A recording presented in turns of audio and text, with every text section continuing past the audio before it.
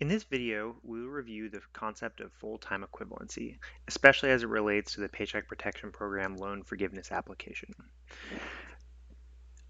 Full-time equivalency is one of the most important concepts to grasp when filling out your loan forgiveness application. It's used in many different places across the form, and it's one of the factors that can most dictate how much forgiveness you are actually eligible for. So what is full-time equivalency? Well, full-time equivalency is a way to measure the number of employees that a business has. In general, it will take an employee and assign them some full-time equivalency. For example, a full-time employee, someone that regularly works over 40 hours per week, they would get a full-time equivalent value of 1. A part-time employee would get a full-time equivalent value of less than 1.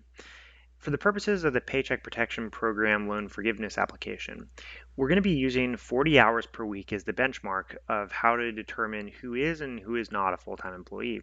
So in all the calculations we'll do on throughout this video, 40 hours per week is the benchmark for full-time equivalence. In order to take each employee's full-time equivalency value and add that up to a full-time equivalency count, what you would do is you would first calculate the full-time equivalency of each individual employee, and you cap that number at 1. So if someone works more than 40 hours a week, they only count as 1 full-time equivalent. Then you add up all those numbers and you get a full-time equivalence count. Here's the basic calculation. With all of these, you're going to be rounding to the 10th. So after you calculate a full-time equivalency value for each employee, you actually then round that number to the nearest 10th. There's two methods that the Treasury and the SBA have deemed appropriate for calculating full-time equivalents for each employee, and you can use whichever you'd like as long as you're consistent across the entire application. The first method, which might require a bit more work but is more accurate, is to take the total number of hours worked by an employee over some period of time, and then you divide that number, the total hours worked, divide it by 40 hours times the number of weeks that that period of time represents. So if you're looking at someone that is on a biweekly payroll, what you might do if you're trying to calculate someone's full-time equivalence for a single pay period is take 80 hours that they worked and you divide that by 40 hours times 2 weeks. So you take 80 hours worked divided by 80 and you get 1. The second method, that's a simplified method, especially for those companies that don't have easy access to historical hours worked data, you can take all employees that regularly work over 40 hours per week and give them a full-time equivalence value of 1. Then you can take all the employees that work less than 40 hours per week and give them a full-time equivalency value of 0.5. In the same way, at the end, in order to get a full-time equivalency count, you would add up the numbers across all the employees. Let's dive into an example. So this 8-week period roughly represents a covered period. I have two examples here, one for a weekly payroll schedule and one for a biweekly payroll schedule. There's 3 employees. Employee 1 regularly works 40 hours per week. Employee 2 works 30 hours per week, and Employee 3 works 20 hours per week.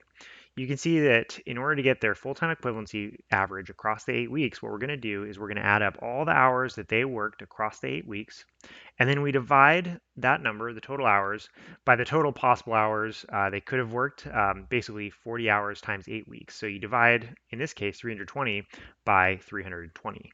That gives us 1. Next, we'll move on to employee 2. So employee 2, who works 30 hours per week across the 8 weeks, we're going to take the total number of hours, 240, and we divide by the same 320 that represents 40 hours per week times 8 weeks. That actually gives us 0.75. However, we round the 0.75 to the nearest tenth, so we give them a value of 0.8. Employee 3, we do the same thing. They're working half the number of hours as employee 1. Not surprisingly, they end up with a full-time equivalency value of 0.5. If you have many people that have 0.5, let's say you have 2 people that each have a full-time equivalence value of 0.5, it's kind of like having one full-time equivalent employee. Next, let's take a quick look at how biweekly payroll would work. It's the same concept, except instead of being paid every week, the hours we're calculating are for 2-week spans. So we have 80 hours for the first 2 weeks, 80 hours for the second 2 weeks, 80 hours for the third 2 weeks, 80 hours for the fourth 2 weeks. That gives us a total of 320 hours and a full-time equivalence average of 1. These numbers are the same. You can see that across the 8 weeks, the employee 3 that works biweekly worked the same number of hours as the employee 3 that worked and was paid weekly. Because it's the same number of hours and the same time reference frame, they are assigned the same full-time equivalency average. Now let's quickly review the simplified method of calculating full-time equivalence. This is method 2. In this case, we are still, we look and see that employee 1 regularly works over 40 hours per week, and so we give employee 1 a full-time equivalency average of 1.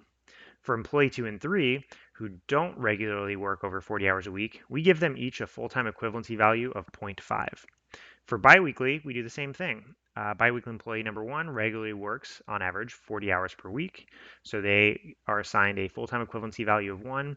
Employee 2 and employee 3 work less than 40 hours per week, so they are given each a full-time equivalency value of 0.5. For the purposes of the PPP loan forgiveness application, this is how you can calculate your full-time equivalency values.